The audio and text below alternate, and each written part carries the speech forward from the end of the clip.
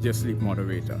It affects the endocrine system. So when you get into a number of different psychopathological disorders, right, you have to take a multidisciplinary approach because many areas have to be taken into consideration, primarily metaphysics and phenomenology, the structure of consciousness and the human experience, how some psychopathological illnesses, right, how sensory perception or sensory modality, auditory, optical, olfactory, tactile, and gustatory.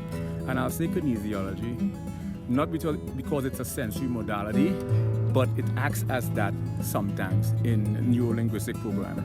That's a different subject. So you see, multidisciplinary, you have to take many different areas into consideration. You know, a fascinating phenomenon outside the realm of scientific inquiry is the whole mind branch of philosophy that deals with mind and matter, substance and attributes. So multidisciplinary